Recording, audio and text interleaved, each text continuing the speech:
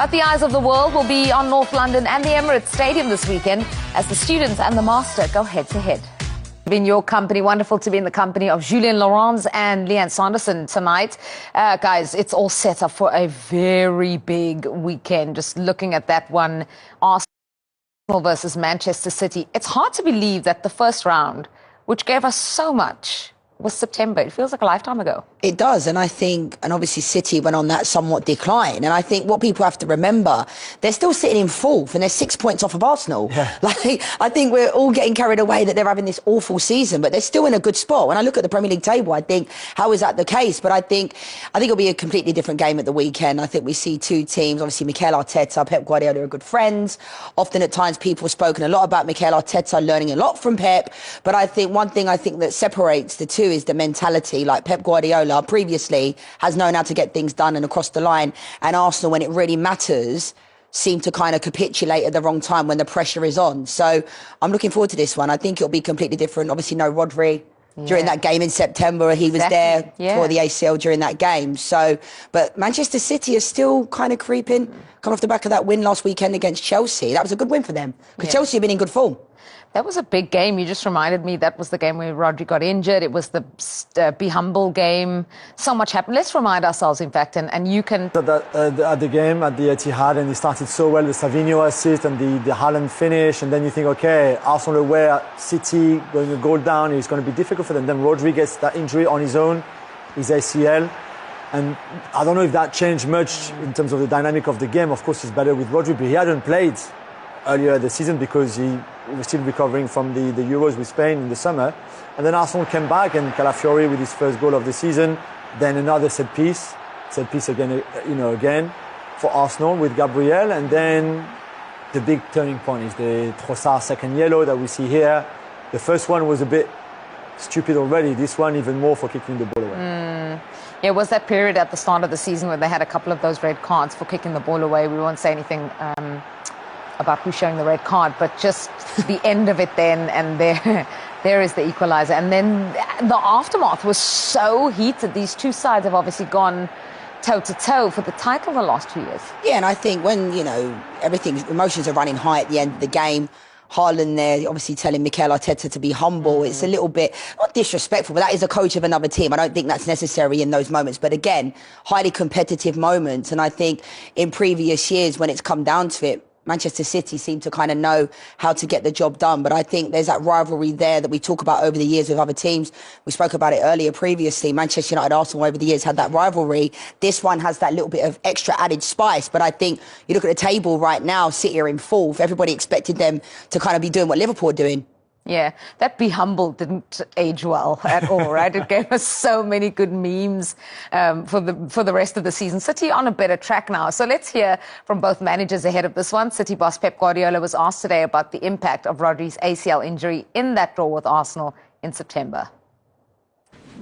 The absence of Rodri is massive, but I repeat the same way I've done many times. I have not been just Rodri. But of course, the best player in the world at absence. Tell me one team will not notice. Of course we notice. I would prefer to lose that game and rather have it all season. Absolutely. The words said after the game by Mikel. I just wonder, have you had a chance to speak to him since, and how is your relationship with him now? Exceptional. With him and his family. Exceptional. How do you sum up the Arsenal-Man City rivalry that's developed in recent years? Normal. Two teams trying to win. No more than that? No.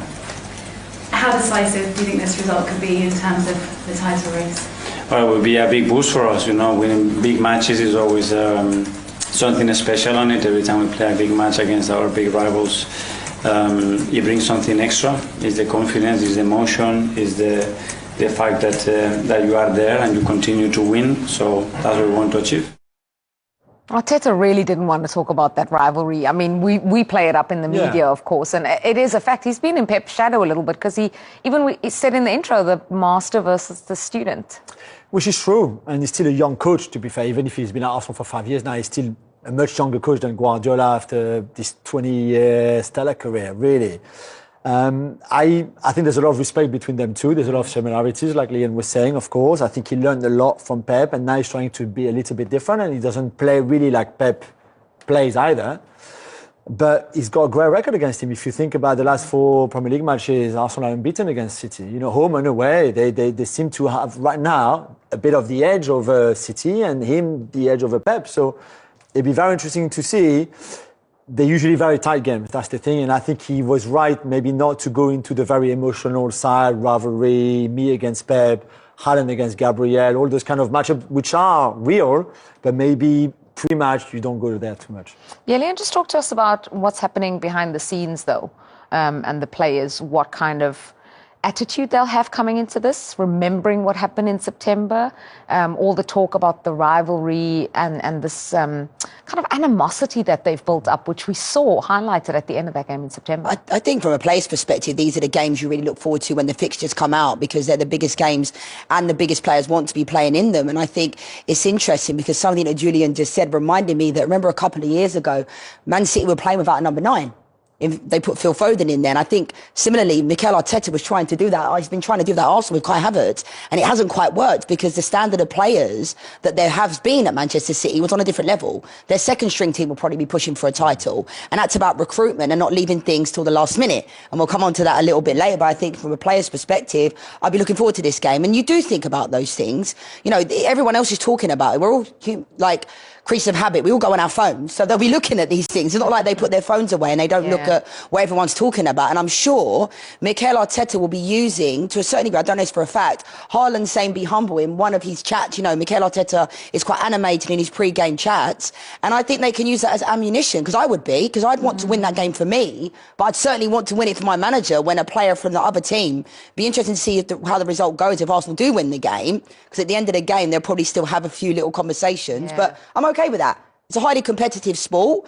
You know, we're all competitors. And I think back in the day, this was pretty normal when Roy Keane and Patrick Vieira were going at each other and those types of things. So I kind of welcome that type of thing. Yeah, interesting that Haaland at the end of the game was involved in that little scuffle.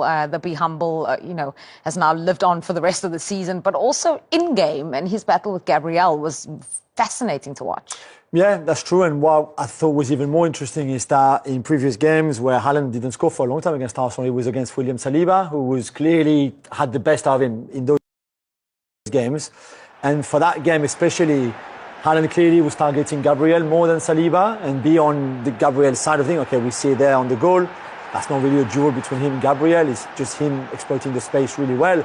But through the whole game, more like this, it was him on Gabriel. He was kind of like, I don't want Saliba on my back anymore. I want Gabriel. I'm going to target Gabriel. Maybe Gabriel is not as strong defensively as Saliba. So you would expect the same to happen again on Sunday and see how Gabriel responds. It's just keeping your emotions low. Arsenal can't get another red card. It's hurt them too much this season. Same for City. You can't go to the Emirates and lose a player halfway through the game, for example. So this was a bit naughty from Haaland, of course, if you all remember. Very naughty a bit and a bit childish even, but it's in a way part of the kind of mind games that you can have sometimes at that level between players. I think Gabriel did really well there to not retaliate, because if that was me in that situation, I've only ever had one red card in my whole career for 2 yellows, but I'd find that quite difficult to kind of respond to that, because he stayed quite calm in those situations. I wonder how heated it's going to be, because we've just had a look at that, and you said if you're Mikel Arteta, you'll be reminding them of all that. The uproar, I think, afterwards was not only the Be Humble, but it was also him doing that to Gabriel with the ball, and he got away with it at the end. Nothing happened to him. Yeah, but I think you have to be careful. There's a line where you want your players pumped up, but not too much, because again, you need to start on the front foot and have a good start of the game. But if, again, you can't lose a player, you can't get 2 yellows in the first 10 minutes for 2 defenders, for example, for instance. So I think Arteta will have to be careful to get the players pumped up, and Pep will do the same, but not too much, so they keep their calm as well, and you don't like hurt yourself in a way. I think they need to approach it similarly to how they approached the North London derby a couple of weeks ago, where the fans, we know they're going to be up for these types of games. The atmosphere was night and day from the Sunday in the FA Cup against Manchester United. Although that was heated, there's that extra bit of spice when it's a rival.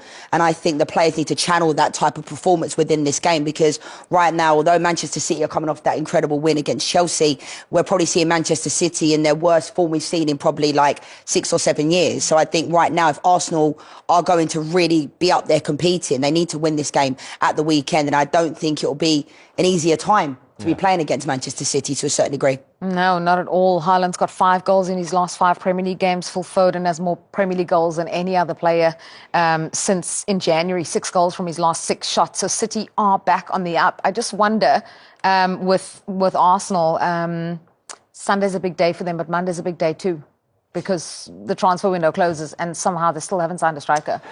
I mean, this is just unbelievable, and it's perplexing, because I think it's one thing the fans and pundits and us saying they need a centre-forward because we're not managers. They're managing at the elite level, but it's pretty obvious for everyone to see for the last 2 or 3 seasons. Gabriel Jesus, he works hard, he puts himself around, but he went a period of time where he didn't score for like 11 games last season. So they've needed this for a while, and I think Mikel Arteta has been quite stubborn in these moments, because he has his way of doing things, and it's kind of cost them to a certain degree, because then they're putting in offers for players like Ollie Watkins. I mean, if they think they're going to get Ollie Watkins, from what I'm led to believe, for 40 million, that's just like laughable. Come on, Julian, you're in the know with these types of things. No, I think the idea was to start 40 and end up at 50 and make a deal, because I think Villa were looking for 60 million for Ollie Watkins anyway. As they should, though, right? Yeah, but at 50, if you offer 40 and the club wants 60, you meet in the middle, 50, everybody's happy. And for Oli to go to Arsenal, which has been his club that he's supported all his life, at 29, he probably thought this is now or never, really. And it's not going to happen, because Villa won't let John Duran and Oli Watkins go. And that's completely understandable. And I think when Arsenal made that bid on Monday, and when they got involved with Oli Watkins, it was before we knew that John Duran was going to go to Saudi Arabia. At the time, it was Victor Boniface from Bayer Leverkusen going to Al Nassr. No, John Duran. So I think it could have happened. They looked at other strikers before, and that's why this one was a bit later. But again, they're going to miss out on... I don't think they will sign another striker now. And it was going to be Watkins, so no one, and it's going to be no one. And they're really... Not to make excuses for Mikel Arteta, because these guys recruit in an incredible way. I think Edu, when he was there, did a really good job. But I think the number 9 position, it's just one of those things. Back in the day, you can name so many number 9s that were around. In modern day football, I feel like that position has almost become obsolete, because everybody's playing with the number 10, and the wingers now don't play as players that can play the ball into the box, almost like they're the forwards as well. So I just think the fact that John Duran and Ollie Watkins are the only conversations that we're having about who they can get in, like Evan Ferguson's been available. I'm thinking, like, why don't Arsenal go and get a player like that? I know he's out of favour at Brighton, but he has all the attributes to be a top player in the Premier League. I know offers have been going in for him, but I think Arsenal have left this so late. And I can't understand that at all. And I think most people can't, because if everyone's been saying for 2 seasons that they've been involved in this tussle, that's what they are missing. Why have they left it so late? Well, no, I think if Gabriel Jesus doesn't get injured against Manchester United, they don't even go for a number 9. But that's the problem in itself, though, isn't it? I agree with you. I agree with you 100%. But that's also the problem, because he's not going to get you double digits, and neither is Kai Havertz. Yeah, that's true. True. You could also argue that Havertz has scored more goals than Ollie Watkins this season, and he's younger than Ollie Watkins. So again, we go back to debate. I think we had it last year at this time when I came on your show, in the sense that Mikel Arteta wants a number 9 that is just not a finisher, that is just not a goal scorer, that can do a lot of other things, including being involved in the build-up play, linking up the play, holding the ball up, pressing, being good in the air. And if you want one of them, there are not that many in the world, really. And Kai Havertz ticks a lot of those boxes, maybe not enough of the goal-scoring box and the finisher box, I get that. But he does a lot of other things that Arteta needs in his team and really believes in. So, but then Saka having that injury as well, I think sometimes Mikel Arteta needs to be a bit more adaptable to what's in front of him, because I think if Bukayo Saka was still available, then it would be completely different. Maybe the type of player they're looking for, but it's pretty obvious to everybody they've needed a number 9. And I think that's why some of the fans were so frustrated, because Mikel Arteta's coming out in his press conferences saying in other words, they don't need anyone. I love all my players. That's great that a coach loves all their players, but it's pretty obvious to everybody, no matter what team you support, Arsenal need a number 9.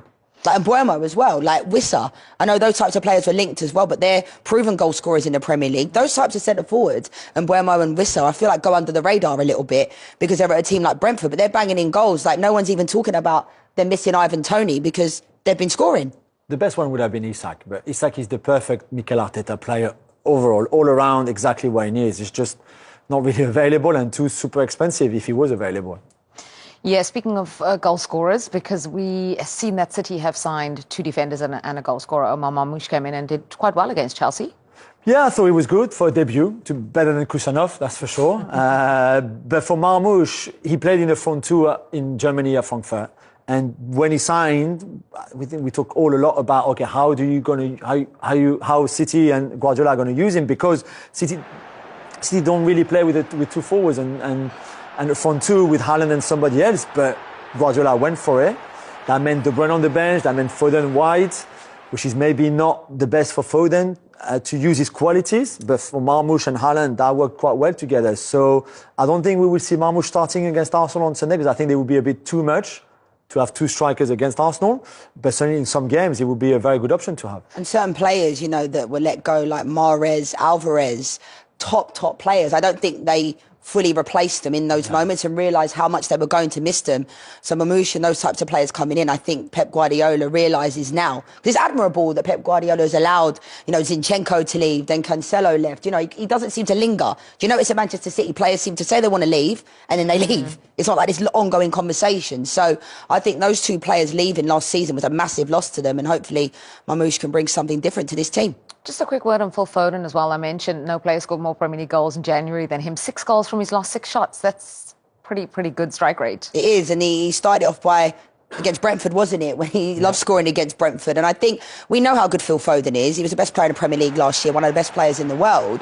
But I think there will be a time where a player will go through moments where they're not scoring goals. And it's like you score 1 and they all come in. And I think sometimes when I had these moments in my career, you're trying too hard because you get in those moments. And there is a lot of pressure on Phil Foden based upon, look at these types of finishes. He's just a natural footballer, isn't he? The touch he has. You can't teach this. No, but those goals that we've seen so far, Ipswich and the Brentford one, where him starting a bit wide and coming inside a lot, which is maybe not what we saw against Chelsea up to, okay, this is his goal, it's on in quick transition. But I do think that Marmoush coming in gives another option to Guardiola, no problem, but they have to be careful that it doesn't hinder what Foden has been doing, maybe in a more central role. Yeah, exactly as you said. So much pressure at the start of the season. Foden hasn't scored, and now everything he touches seems to turn to goal. Now, when we come back, we talk about one of the Premier League's most exciting teams right now, Bournemouth. They've